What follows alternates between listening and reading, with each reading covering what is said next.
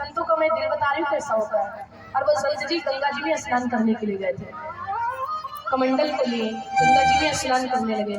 और संत ने देखा स्नान करते समय कि एक बिच्छू उसी जल में बहता हुआ जा रहा था। संत जी स्नान कर रहे थे और संत जी ने जैसे देखा कि एक बिच्छू जल में बहता हुआ जा रहा है, संत ने तुरंत अपना कमंडल रख दिया और बिच्छू के पीछे पीछे दौड़े और उस बिच्छू को हाथ में पकड़ लिया। सोच लिया अगर नहीं पकड़ेंगे तो बेचारा बह जाएगा, इसके प्राण चले जाएंगे। संत ने उस बिच्छू को अपने गोद में ले लिया, गदोरी में ले लिया और जैसे इसमें लिया कि बिच्छू ने डंक मार दिया संत के हाथ में, खून की धार बहने लगी। संत को बड़ा कष्ट हुआ, लेकिन संत को क्रोध नहीं आया, इसने डंक मार दिया तो इसको फेंक दे, चलो तुम जाओ हम तुमको बचाएंगे। संत जी उस बिच्छू को हाथ में लाए, खून बह रहा है, उस बिच्छू को लाए और सूखे में रख दिए निकाल करके। फिर कमंडल उठाया, फिर स्नान करने लगे।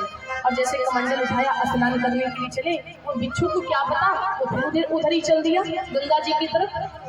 फिर गया, जैसे जल के पास में पहुंचा, संत कमंडल को रख के दौड़ते दौड़ते फिर गए और फिर उस बिच्छू को अपने हाथ में उठा लिया दूर रखने के लिए। और जैसे दोबारा उठाया तो बिच्छू ने फिर डंक मार दिया। संत के हाथ से खून बहने लगा, रुधिर बहने लगा, फिर भी संत को क्रोध नहीं आया। संत जी उस बिच्छू को किनारे ला करके रख दिए, फिर स्नान करने के लिए गए, फिर स्नान करने लगे। फिर वो बिच्छू उसी गंगा जी की तरफ जाने लगा। संत ने कमंडल को रखा, फिर बिच्छू को उठाने के लिए गए, बिच्छू ने फिर डंक मार दिया। 3 बार बिच्छू ने डंक मार दिया।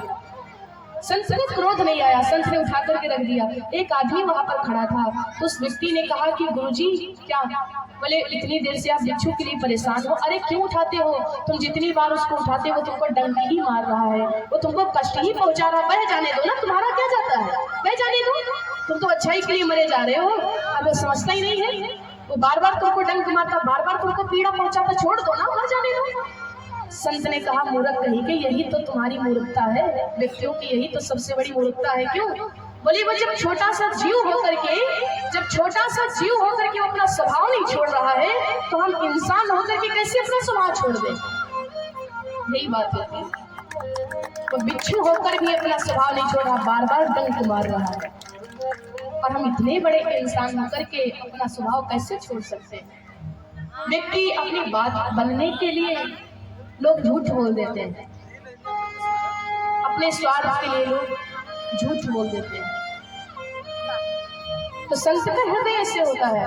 लक्ष्मण जी कहते महाराज आप कैसे संत हो? बोले लखन सुनो मृतबानी, संत नहीं होते अभिमानी। महाराज आप कैसे संत हो? और लक्ष्मण जी कहते गुरुजी बहु धन ही तोड़ी लड़काई, कबहु न असरी सिक्किम गुसाई। आपने कभी इतना क्रोध नहीं